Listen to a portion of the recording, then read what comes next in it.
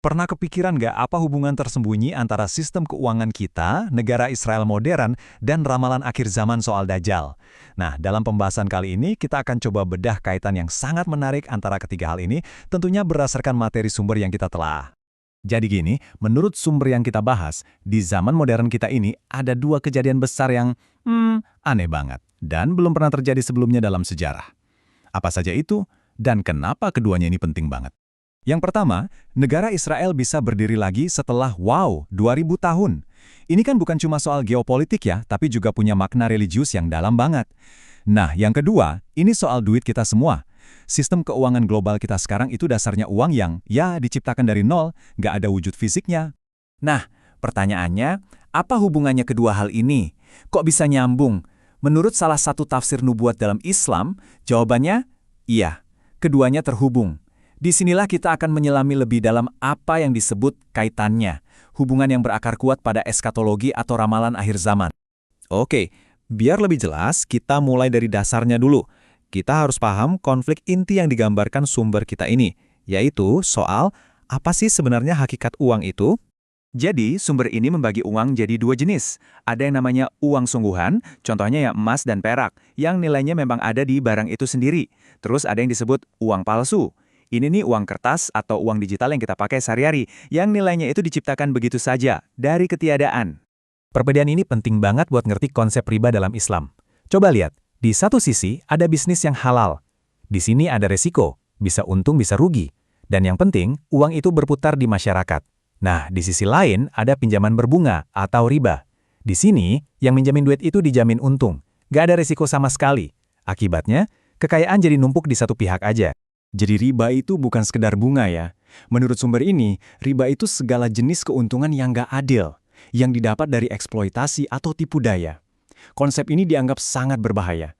Saking berbahayanya, sampai-sampai wahyu terakhir dalam Al-Quran itu secara spesifik menyatakan perang melawan riba. Ini menunjukkan betapa besar dampaknya. Ini ada kutipan menarik dari Syekh Imran Hussein. Intinya, kalau sampai ada deklarasi perang dari Allah dan Rasul-Nya terhadap praktik riba, itu artinya praktik ini adalah bahaya yang paling besar dari semua bahaya.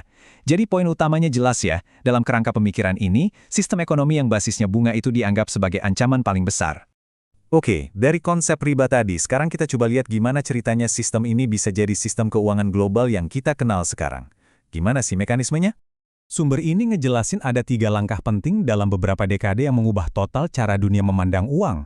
Pertama, tahun 1944 ada perjanjian Bretton Woods. Disinilah dolar AS dinobatkan jadi mata uang dunia. Lalu lompat ke tahun 1971, Amerika Serikat ngelepasin standar emas. Artinya, nilai dolar nggak lagi dijamin pakai emas. Nah, puncaknya di tahun 1974, lahir yang namanya sistem petrodolar. Ini jenius banget. Dolar AS seolah dapat nyawa baru karena semua transaksi minyak dunia harus pakai dolar. Nah, ini bagian yang paling menarik. Sumber ini mengaitkan sistem petrodolar tadi dengan sebuah nubuatan spesifik. Ada ramalan tentang gunung emas yang muncul dari sungai Efrat. Menurut tafsir ini, gunung emas itu bukan emas beneran, tapi lautan minyak yang mulai berfungsi sebagai emas di tahun 1974 untuk menopang nilai dolar. Menurut sumber ini, sistem keuangan yang canggih ini bukanlah sebuah kebetulan sama sekali. Ini semua adalah bagian dari sebuah rencana besar, sebuah rencana kenabian yang didalangi oleh satu sosok, Dajjal. Untuk menggambarin rencananya, sumber ini pakai analogi jaring nelayan. Bayangin ada jaring raksasa yang ditarik pelan-pelan. Siapa yang ada di dalam jaring itu? Ya, kita semua yang menyimpan uangnya di sistem perbankan. Lama-lama, jaringnya makin sempit, dan akhirnya nggak ada jalan keluar. Semua terperangkap dalam satu sistem elektronik yang bisa dikontrol penuh. Dan inilah jebakan puncaknya, masyarakat tanpa uang tunai. Pertama, semua uang kertas bakal ditarik dan dinyatakan nggak berharga. Terus, satu-satunya cara buat jual beli, ya pakai uang elektronik. Nah, disinilah kuncinya. Untuk bisa pakai uangmu sendiri, kamu harus tunduk sama penguasa sistem ini, yaitu Dajjal. Kalau kamu nolak, ya sudah, akun digitalmu dibukukan, semua uangmu hilang dalam sekejap. Eits, tapi tunggu dulu. Menurut tafsir ini, sistem yang kelihatannya kuat ini ternyata nggak dirancang untuk selamanya. Justru sebaliknya, keruntuhannya itu adalah bagian penting dari nubuatan itu sendiri. Untuk ngejelasin ini, sumbernya pakai sebuah kisah yang kuat banget dari Al-Quran tentang wafatnya Nabi Sulaiman.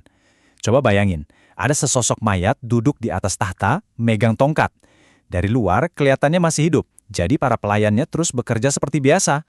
Nah, mayat di tahta itu adalah simbol dari sistem moneter kita saat ini. Kelihatannya megah, tapi sebenarnya udah mati, cuma disanggah biar tetap berdiri demi kepentingan negara Israel. Tapi, yang nggak kelihatan, ada rayap-rayap yang diam-diam menggerogoti tongkat penyangganya. Rayap ini adalah simbol dari kelemahan-kelemahan tersembunyi yang lagi merusak sistem dari dalam. Lalu apa yang terjadi? Suatu saat, tongkat itu akhirnya patah. Dan, boom, mayatnya rubuh. Saat itulah, semua orang sadar kalau yang mereka layani selama ini ternyata sudah mati. Nah, inilah gambaran dari keruntuhan sistem moneter yang diramalkan, yang diperlukan agar Israel dapat kembali ke uang sungguhan, emas dan perak, sebuah prasyarat agar Dajjal diterima sebagai Mesias. Tapi perpindahan kekuasaan ini nggak akan damai. Sumber ini ngasih peringatan keras, mengutip ramalan tentang perang besar yang akan terjadi demi memperebutkan kendali sistem moneter global. Dan angka korbannya luar biasa mengerikan, 99 dari 100 orang. Ini menunjukkan betapa besar pertaruhannya. Melihat prediksi yang begitu mengerikan, tentu ada pertanyaan, terus kita harus gimana? Nah, materi sumber ini menawarkan serangkaian petunjuk khusus bagi mereka yang mau selamat dari keruntuhan yang bakal datang. Intinya, respons yang disarankan adalah penarikan diri secara strategis dari sistem modern. Ada 3 langkah kunci. Pertama, keluar dari kota-kota besar. Pindah ke pedesaan untuk membentuk komunitas yang mandiri. Kedua, kembali ke uang sungguhan. Tinggalkan sistem keuangan palsu dan mulai gunakan aset nyata seperti emas dinar dan perak dirham. Dan ketiga, yang nggak kalah penting, produksi makanan sendiri. Semua ini akhirnya membawa kita ke satu pertanyaan mendasar. Di dunia yang makin hari makin digital dan terkontrol, apa sih sebenarnya arti kekayaan sejati itu? Saat semua jadi abstrak, interpretasi ini memaksa kita untuk mikir ulang, apa itu nilai dan apa itu keamanan yang sesungguhnya.